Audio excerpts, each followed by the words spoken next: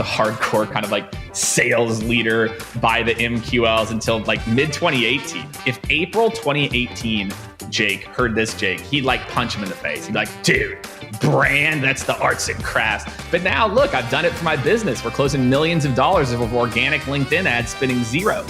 And I think B2B is boring, dude. Boring. I think brand is ready for a comeback. And so that goes back to what you can't measure does matter. And I think the answer is both.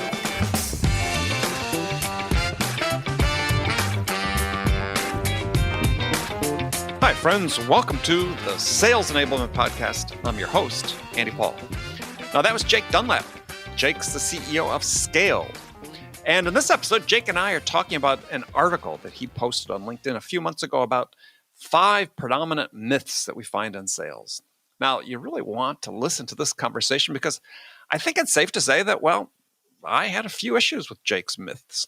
And however, I really enjoyed sparring with Jake because this is the type of open, honest discussion that needs to happen more frequently in sales. Because quite honestly, B2B sales is in a bit of a mess. And there are a lot of issues that need to be addressed. And it's only by engaging in these types of open, honest conversations we'll be able to start moving the ball forward. So I really enjoyed Jake joining me for this. So stick around, check it out. Now, before we get to Jake, I want to remind you, though, to subscribe to this podcast wherever you listen to it. And if you subscribe, we'd certainly appreciate it if you could also give us your feedback about how we're doing in the form of a review. So thank you. All right, let's jump into it. Jake, welcome back to the show. Hey, it's great to be here. New home. New home, same you. I love it. New home, same me. Some people are probably wishing for a new me, but they got the same me. Nah. So, well, you've got a new home. You moved from New York City to Austin, Texas, since the last time we spoke. Wow, it's been that long. Yes, that is correct. It's been almost 2 years now. Wow, and it's been great. We're loving it. So, why? I mean, for us, look, as you're scaling a business, and we're not a venture-backed business. Mm-hmm. There's easier places to do it than Soho. And I love really? New York. Yeah, I love New York. And I was going back every 3 to 4 weeks. I kind of had the best of both worlds until COVID hit. Yeah. Well, so like me. Doing bi-coastal to that. Yeah. Exactly. So it's kind of nice. So I love New York. I don't know. I'm trying to talk my wife that, hey, if there's some point, maybe we'll be back at some point. But no, Austin's great. Amazing tech scene. Great culture. Just it's an awesome place. And now I feel like everyone, I mean, the amount of the New York and California people coming to Austin is just amazing. So I'm loving it. Yeah, until the traffic comes to a complete stop and the property prices catch up with every place else. Yeah, that's all right. We got in earlier, right? Earlier, yeah. So like right. Seattle at one point was that destination. Yeah, let's go up to Seattle. Right, exactly. Then California people ruined that too, I think. So I think a lot of people are worried about that same thing. I'm sure. I mean, there was the this was like in the early 90s when there was sort of this outward migration from California to Oregon. And there was this famous bumper sticker that they had in Oregon is "Don't Californicate Oregon." I've already seen him here. Oh, you have? All right. Yeah. Yeah. Oh yeah. Yeah, I think the last time I flew from San Diego to Austin, I talked to 2 people on the flight that were recent transfers to Austin. So yeah, it's happening.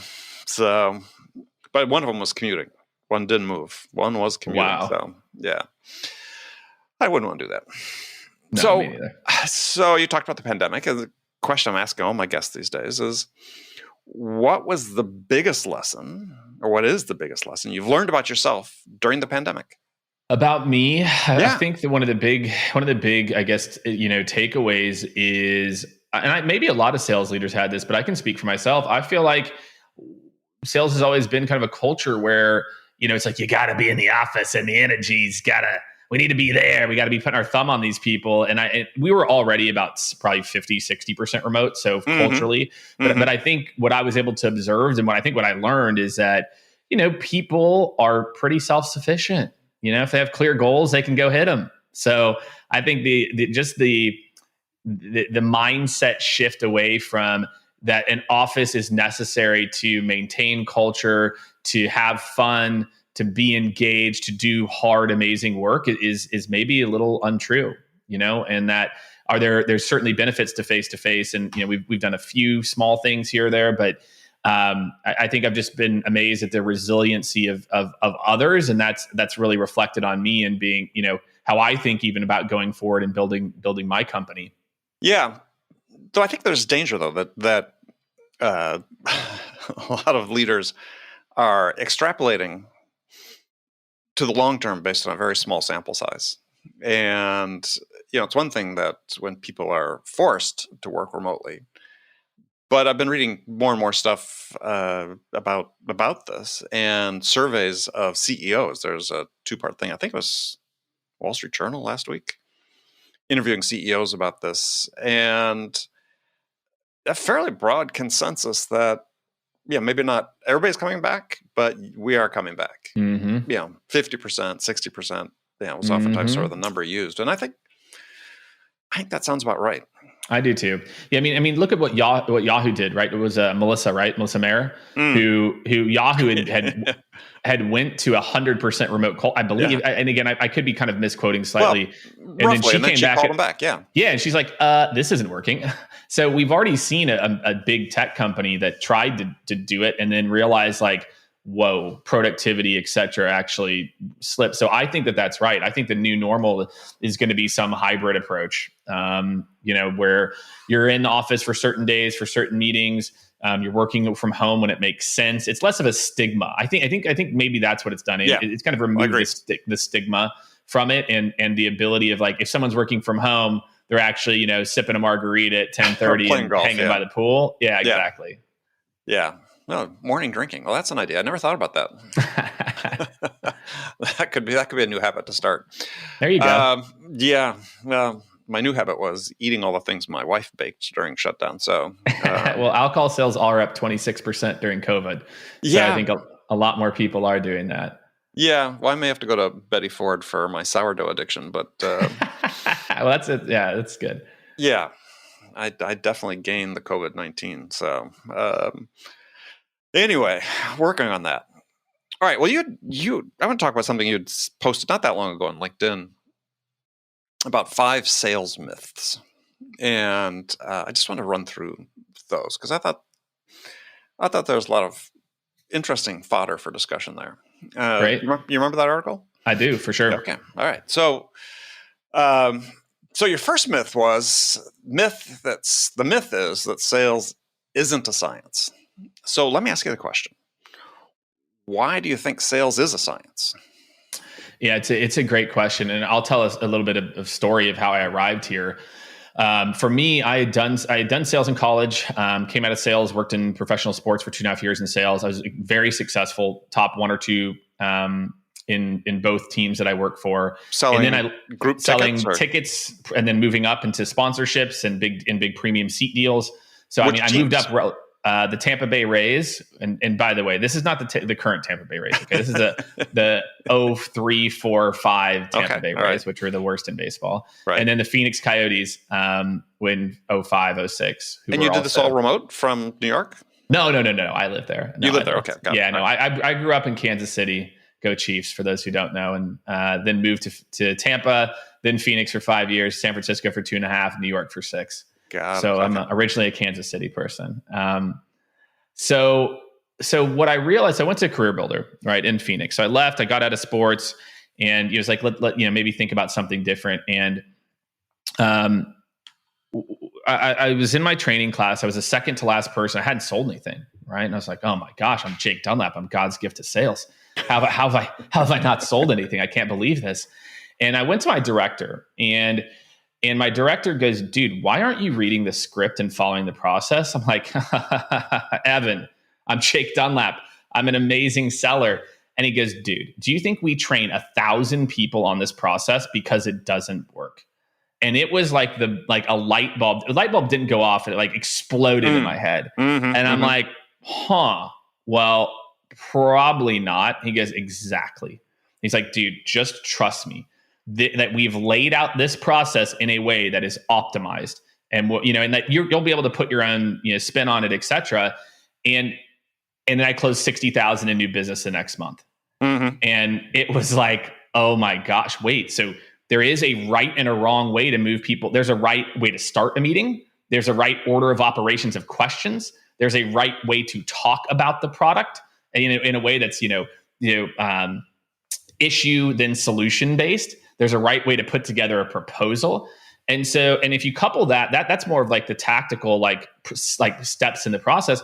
You couple that with the science of psychology, that the way that you phrase things, the subtleties of a pause, when I bring my voice down here, how you tend to lean in. And whenever I talk louder, you tend to. So there's not just a science in terms of the process that you move people through. There's also the science of people. And sometimes I think too much, we think it's all art and made up. Well, it's really not. These are all, people are just executing psychological principles, or they're executing components of a good discovery, just, what is that? Unconsciously competent. Mm-hmm. Mm-hmm.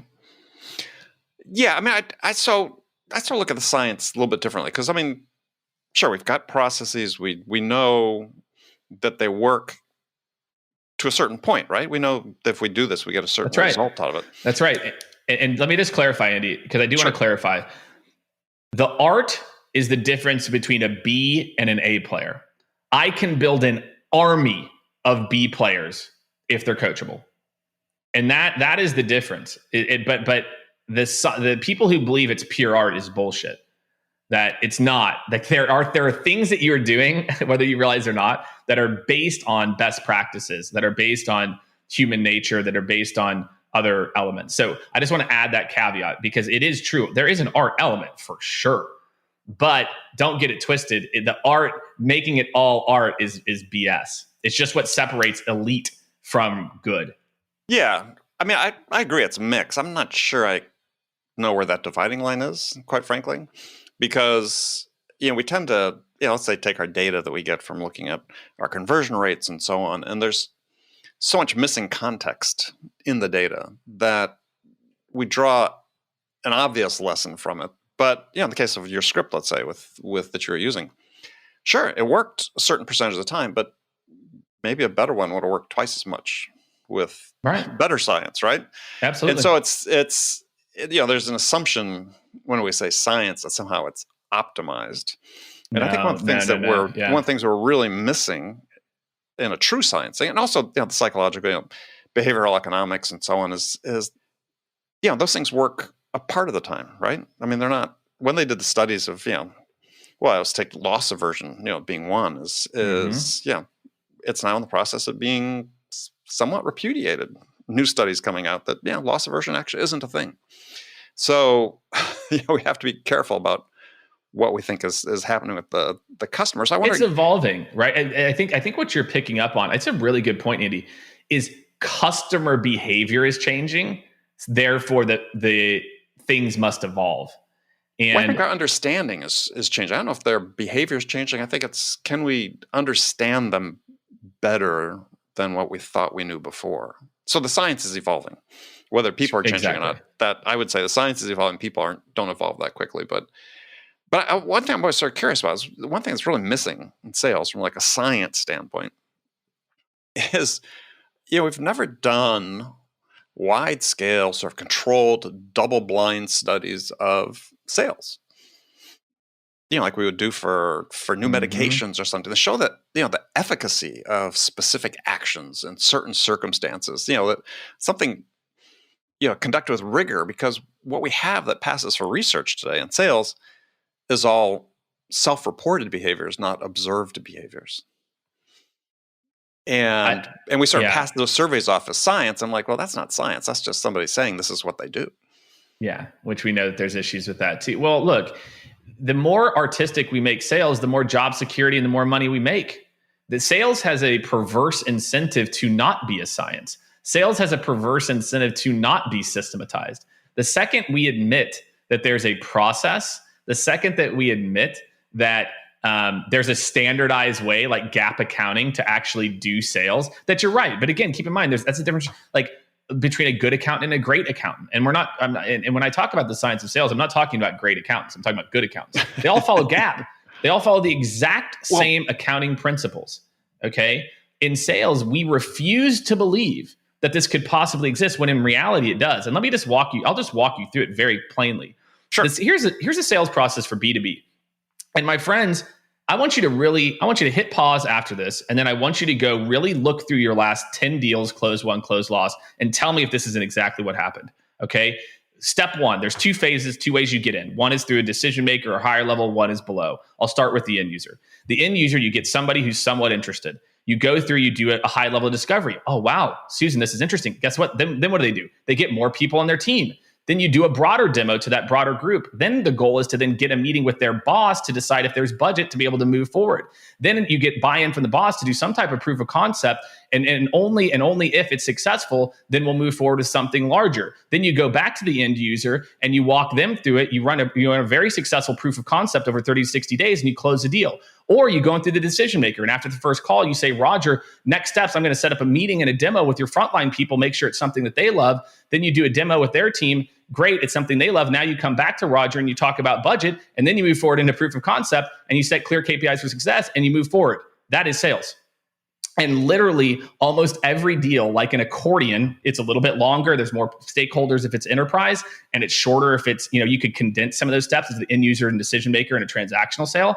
That is sales. Every time. It's that pattern, right? And I'm talking about software sales but manufacturing. There's just mutations for other versions of this. But that is, you can boil it down to that in almost every case. There's just mutations of that original blueprint. Well, but that's a very sales-centric way to look at it. So, I mean, take the Gartner chart on the buyer journey. It's how people buy.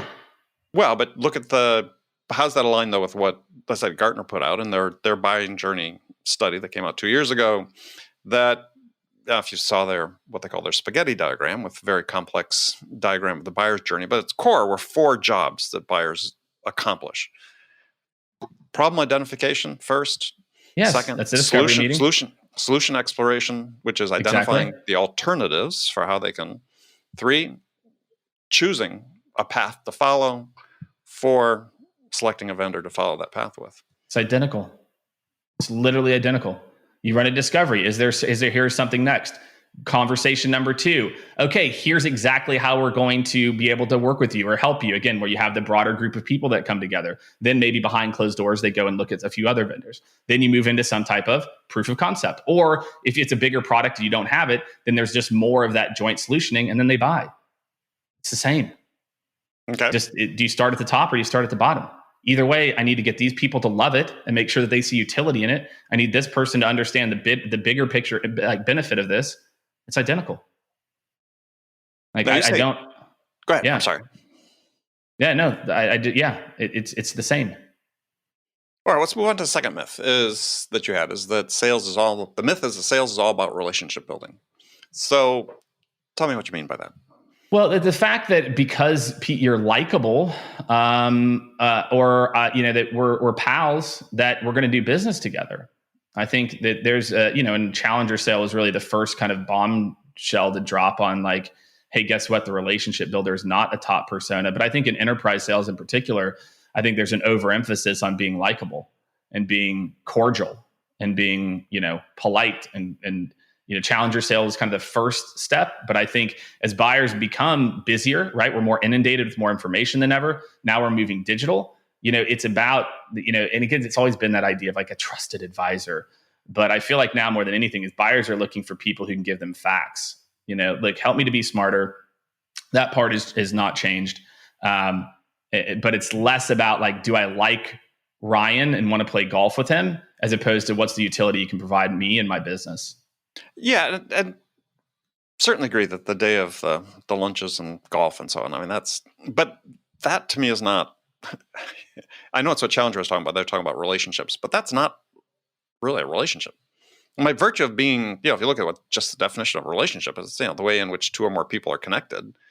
If you're dealing with a prospect, you have a relationship with them. It's about functional relationships, a relationship of utility. But when I hear, when I hear people talk about relationship, is what is the relationship? You're in a relationship with a person if you're selling to them. You're in a relationship. You're not friends. But why are we trying to tell people it's not important? Because actually I'll disagree with you on the likability. I think in an absolute sense, do you need to be likable? No. We all know jerks that have gotten orders. But I think it's silly, actually, to tell people they shouldn't try to be likable. Of course you should try to be likable. But that's sort of what's coming across as it's a myth. But that's not why they buy. They don't buy because they're likable. Whoa. How do you know? How do you know? So let me ask you a question. Yeah. On your last deal that you won, what was your margin of victory? How much did you win by?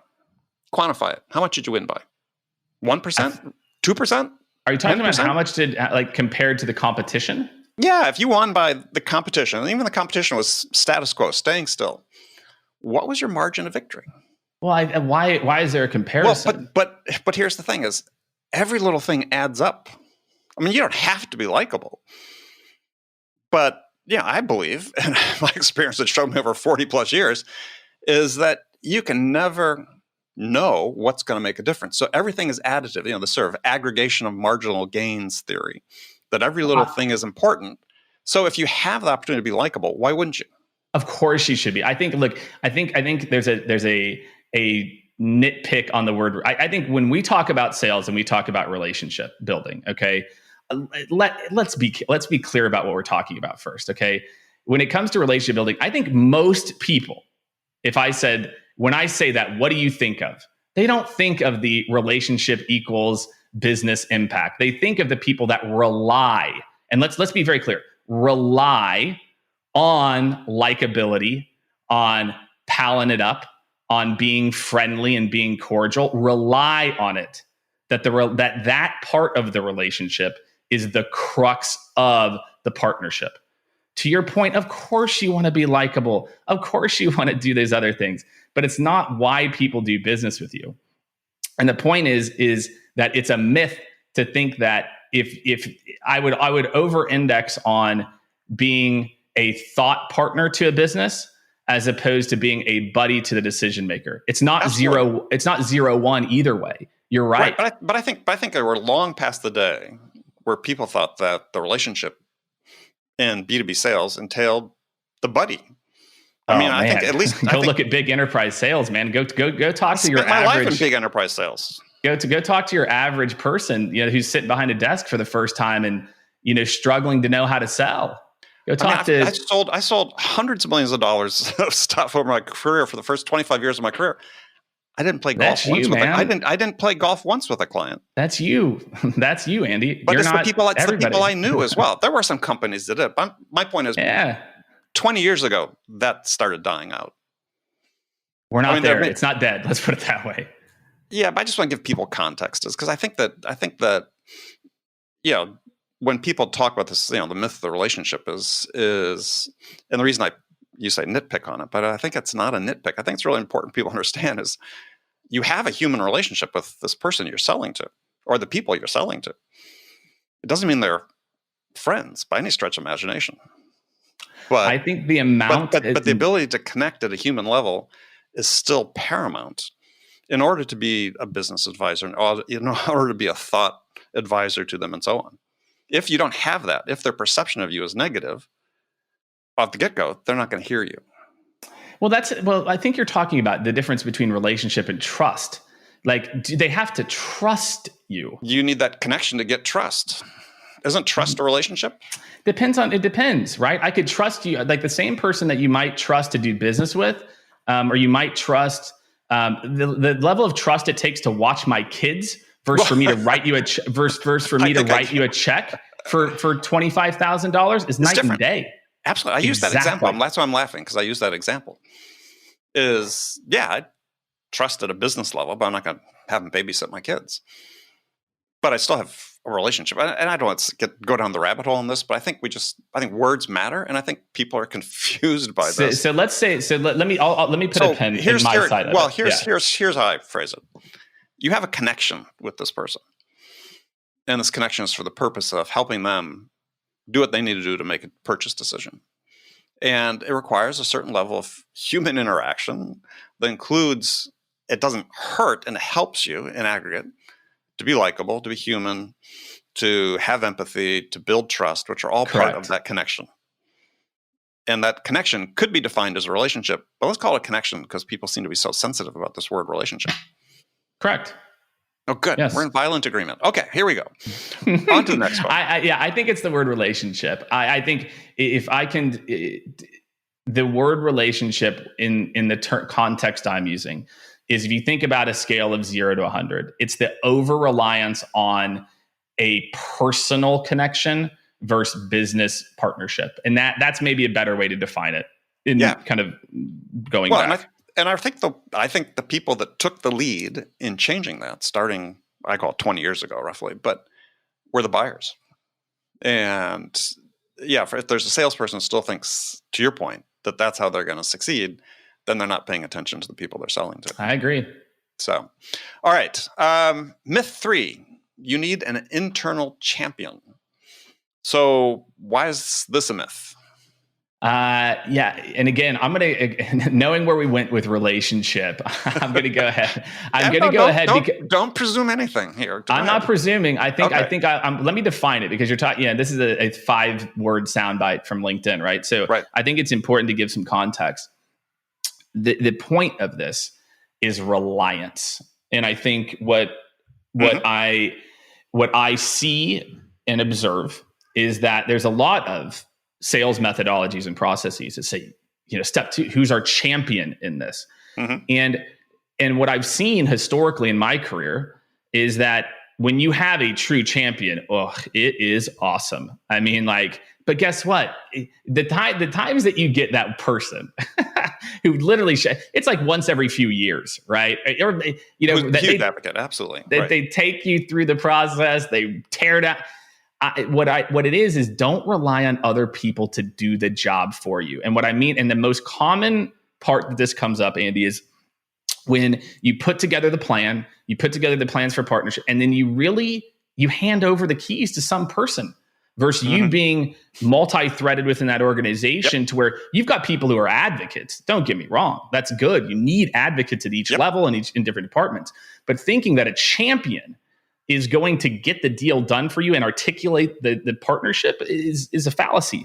And instead of the amount of sellers I see that try to sell through this champion, right? Versus knowing, look, it's my job to get in front of these people versus hand over the keys. So therefore I need to build relationships throughout this at all levels versus expecting my champion to take me to these people. It's the proactiveness that I'm highlighting there.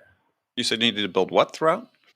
Relationships by my definition, not the common definition. I'm just giving you a hard time. I know. Yeah, I agree with you 100% on this one. It's funny you said reliance because that's the way I had written in my notes here. I said, well, yeah, a better way to phrase that is you can't rely on there being an internal champion, nor should you. And absolutely right. So you need, as you said, you need those acumen, you need those skills that enable you to drive the decision forward. Yeah. And I'm not going to rest. I think that's it. I'm not going to rest on the fact that I've got an okay thing here. I'm going to go out and make it happen. I'm going to go get those I'm not going to, just if I don't get the relationship, I don't. And again, I'm talking about larger, deals. And I feel like that's where so many reps fall short.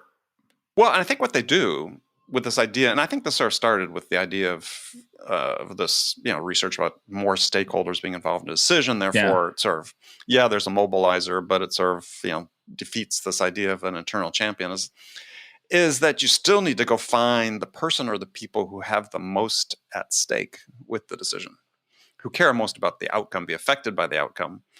And they may not have the power to be an internal champion, but they will be the advocate, as you talk about. And you need advocates. 100%. Yeah. Yeah. No, I agree with you 100% on that one. Okay. Myth 4. If it's not directly generating leads and conversions, it's not worth my time. So we're going to spend some time on this one. Let's do it. Yeah. So tell us what you mean by that. Oh, man. I'm with you on this one. So I don't know where it started. No. I'm not where. I don't know where it started. Well, maybe predictable revenue. And I love Aaron, and Aaron and I actually caught up last night, and I've got it.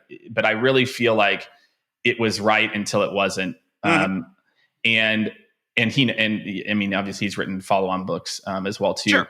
But what happened is we started to simplify sales to, if you get X widgets, it equals Y whatevers to Z whatevers to X deals. Yeah. And math. And that Just math. It was math because, and I think this is the variable. If you're a marketer, sales leader, I really want you to pay attention to this.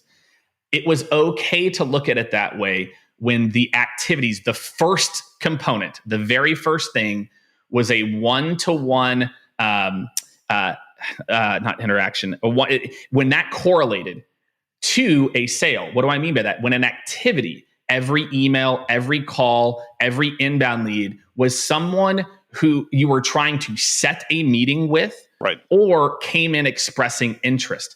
Right. If every activity, but guess what today? We're asking sales reps to post on LinkedIn. We're asking sales reps to send videos. We're asking reps to do things that either can or can't be tracked. And we're compensating. So that's problem one. And before I go on, I'm going to go into the comp as the other part of this problem. Sure. But that's one. And let's sit and we can sit here and talk about this. Is that it used to be like that, but now we're the outbound efforts, and I'll talk about outbound in particular. Mm-hmm. The same goes for inbound. People that think let's go back to 2010. How many people were producing ebooks? Not as many. So guess what? When someone downloaded it, maybe they had a higher intent. Now every day there's 2 million blog posts published. How many ebooks? I don't know, 10,000, 5,000? I don't know. And so the intent of humans has now changed so wildly that the one-to-one of activities versus outcomes as a predictor of sales is gone. Right. And we've got to move away from purely tracking and thinking that if we just hammer the more button, that it's going to put out more sales because the equation's broke. Which is still the primary MO for more most SaaS companies. Yes. More. I can't tell you. I mean, how many SDR teams? I was talking to an SDR. I won't mention the company, but they were doing a blitz at the end of the month, and they're rewarding because Susan made 700 activities. Yay, Susan! Mm-hmm. She hated her job. She didn't still finish second. And man, what happened to being clever? God, it's right. So we're pushing all of our clients to measure first outcome, which we call a meaningful conversation or interaction. Mm-hmm. And you can define it however you want. It could be you're in the process of booking a meeting, someone directs you to the right person. There's a bunch of different ways, and really it depends on your business, but start tracking that instead of the, and then that to meetings ran. Then you get back to that one-to-one, and then the equation becomes smooth again. But I want to encourage teams to be creative too. I was going to say, just a simple illustration I used for that is, someone said, somebody's making 50 calls a day. So, they're being productive, or if they make 55, they've increased their productivity. And I'm like, well, if you had a factory that was building a widget and you built 100 widgets an hour, but 50 of them had to be thrown away because they didn't work, is your productivity 100 widgets an hour or 50? And it's like, same with our leads is, why are we measuring, to your point, I think, as leads if they don't have a productive outcome? There you go. Now that goes to the second part. Yeah. Marketing is compensation. Marketing is being compensated on MQLs and SQLs. Mm-hmm. So guess what that incentivizes? Jam it through. If marketing's main compensation, and by the way, this is not marketing's fault either. Sales, so by no means am I saying that. I do think that marketing and sales should both be tied to revenue. But marketing has been, so this goes back to my whole point. Marketing has been told, throw out brand, throw out PR, throw out, all the things that made that were the other side of the coin. And it's so funny. I tell this story too, because I was a hardcore kind of sales leader by the MQLs until mid 2018, until literally. And I tell him, if April 2018, Jake heard this, he'd punch him in the face. He'd be like, dude, brand, that's the arts and crafts. But now look, I've done it for my business. We're closing millions of dollars of organic LinkedIn ads, spending zero, right?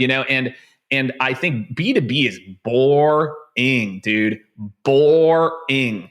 And I think brand is ready for a comeback. And so that goes back to what you can't measure does matter. And I think the answer is both, that we need to change marketing's incentives to be aligned. We need to change SDR incentives to be aligned with sales.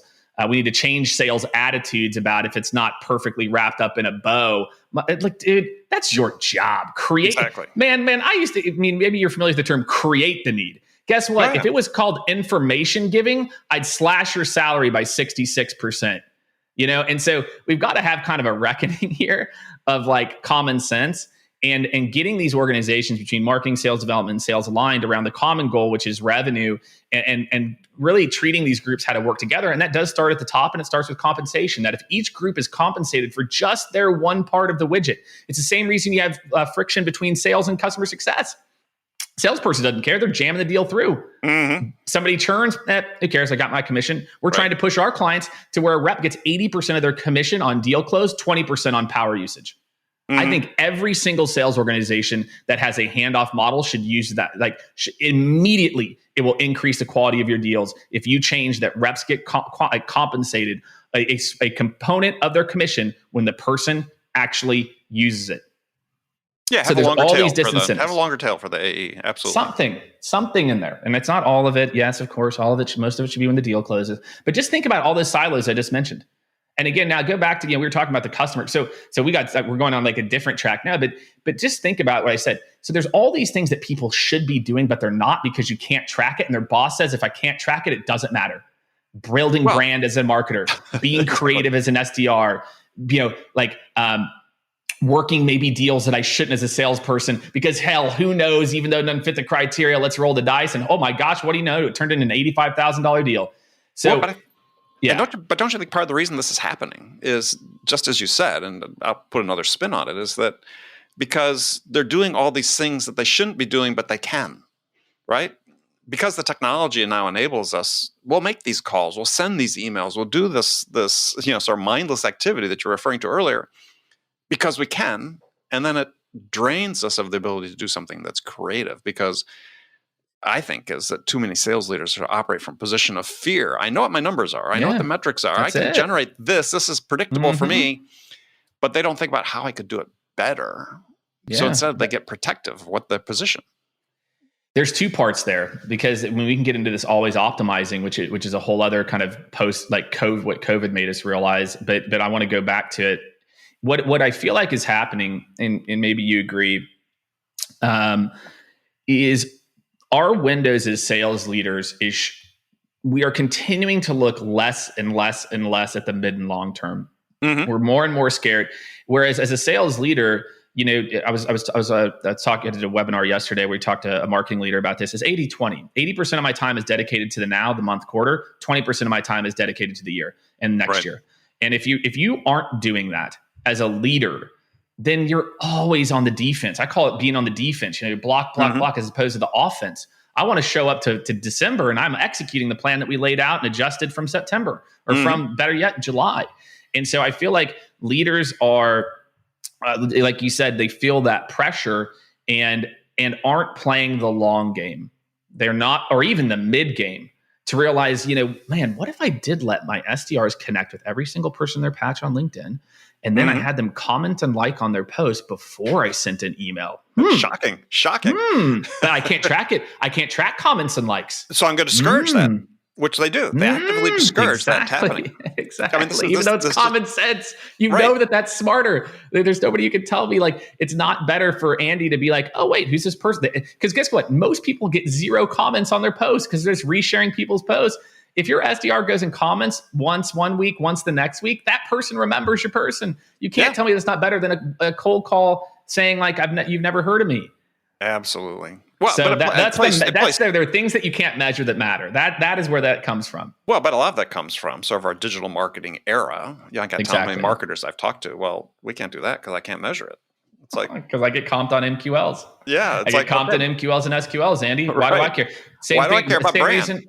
Well, exactly. Why do I care about brand? And it's the same reason why marketing stopped helping sales like it used to and stopped supporting growth in current customers, because they don't get compensated when a current customer upsells. They don't get compensated when a deal gets put. Well, maybe they get a small, but they're not, hey, so that activity of, investing in my sales enablement team of, creating more content? What's the ROI of creating 5 variations of my case studies that are based on micro verticals that's going to help my team increase their close rate right in the now? In the long term, it's the right play and it's going to make you more money, but I'm under the gun today. Yeah. And that to your point, precisely, drives so much activity, quote unquote, if you will, on the part of marketing is, to be able to hit that number. All right. So last one, and unfortunately, hopefully we have enough time to fit this in, is myth 5, organic social traffic is worthless. So you sort of touched on this before, but let's dive into this one because this is an important one as well.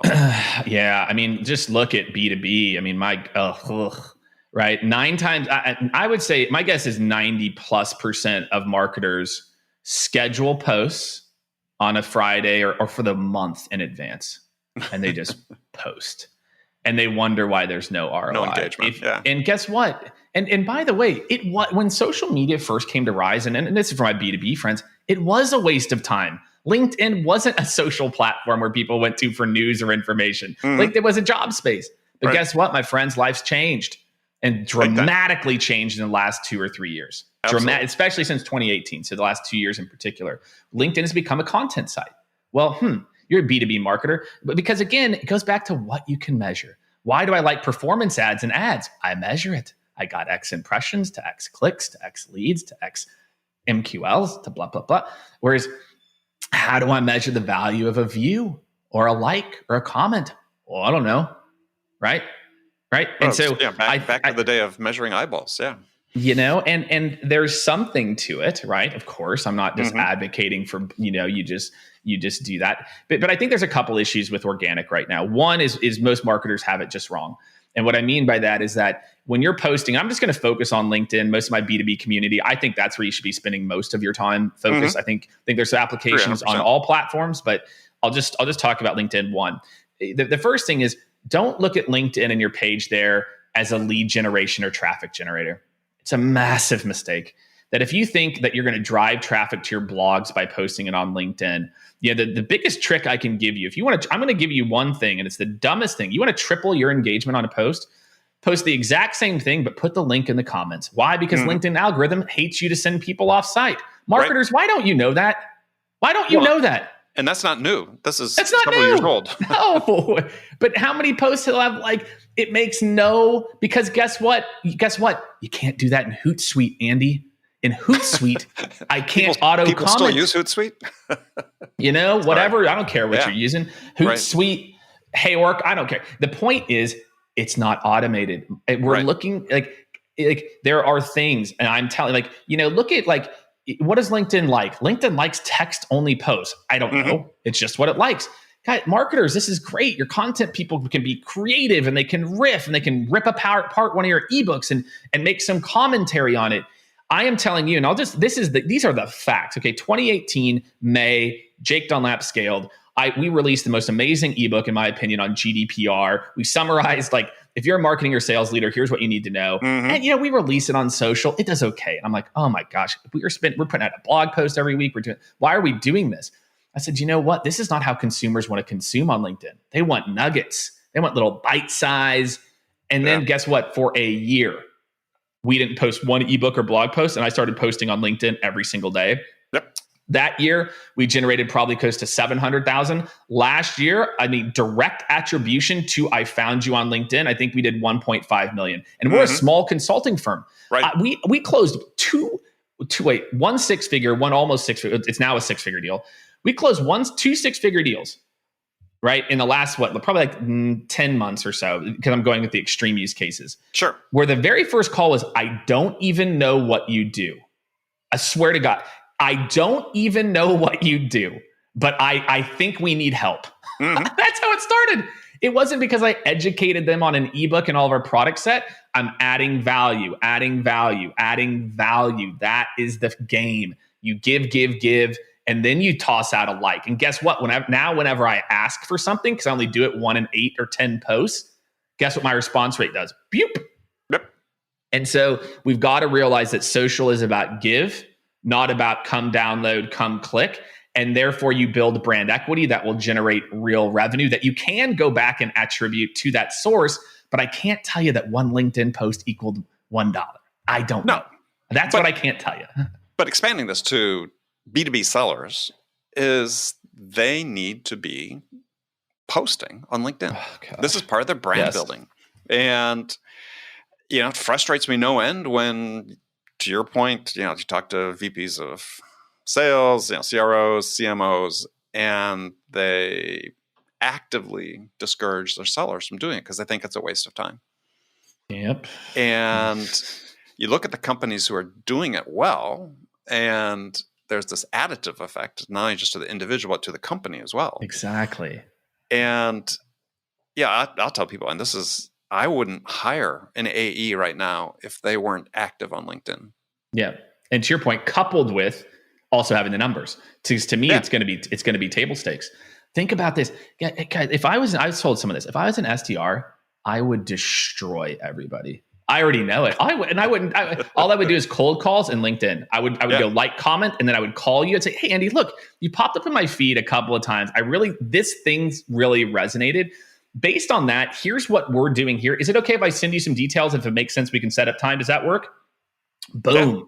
Yeah. Boom. Human connection with a comment, human connection with a comment, human connection with a voice. Going back to your point, the human is the main thing left in sales.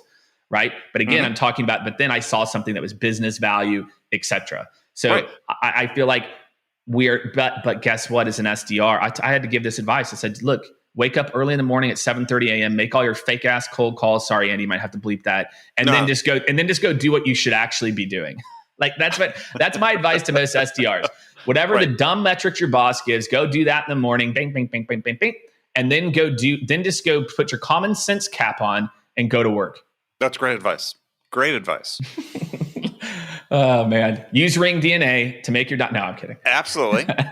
Of course. That's the must. they've already heard the ad so far, but now exactly. There may be 2 ads by this point in the episode. So I love it. And Andy, I want to thank you, man. Let me tell you real quick, because I know we're wrapping up. Yeah. I want to thank you for the conversation on the relationship. I get on so many of these podcasts, and it's just this, oh yeah, Jacob, this is good. This is the stuff people need to hear, because when people go out and pontificate and you can't have a dialogue about it, that's a problem.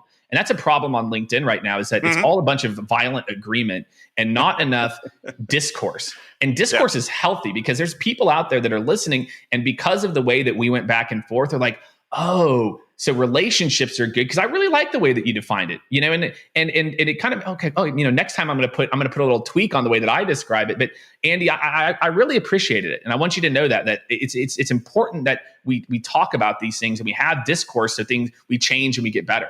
Well, I agree 100%. And I appreciate the fact that you are so thoughtful about it. I follow you on LinkedIn. There's not many people. Well, as you said, people are pontificating without thinking about it. And you've actually put the time and effort clearly into thinking about it. And that's what we need. We need more voices like that in sales, because it's going to change. And let's drive the change. I appreciate it. Jake, been a pleasure. If people want to contact you, how can they get hold of you? LinkedIn is, as you know, probably a good place. I didn't have to say that. Type in Jake Dunlap on the first thing. The other thing is, look, we've invested a lot in YouTube. So just type in Jake Dunlap sales. And then look, if if there's something that registered here, look at Scaled, we are focused on helping organizations to optimize and standardize best practices and keep that always optimizing mindset. We've started to hint at it, but that's such a critical thing that I think that we do differently than other consulting firms, is we're focused on modern optimizing. And so hit me up, Jake at Scaled, SKALED.com. But again, if you're interested in the content, go to YouTube, go to LinkedIn. I put out everything that I know in my brain. Look, candidly, 99% of people, you don't even need to hire Scale. Just go, if you can piece together, if you have a question, you can piece together the same solution. But no, I appreciate it, Andy, and that's where to find me. All right, great, Jake. Thank you so much. All right, thank you. Okay, friends, that's it for this episode. First of all, I want to thank you for taking the time to listen. I'm ever so grateful for your support of this show. And I want to thank my guest, Jake Dunlap, for putting up with me and for sharing his insights with us today. If you enjoyed this episode, please subscribe to this podcast, to Sales Enablement with Andy Paul, on iTunes, Spotify, or wherever you listen to podcasts. And if you could also leave us a rating or a review, let us know how we're doing, well, we'd certainly appreciate it. You can do all that on your phone in less than a minute as soon as this episode is over. So thank you so much for investing your time with me today. Until next time, I'm your host, Andy Paul. Good selling, everyone.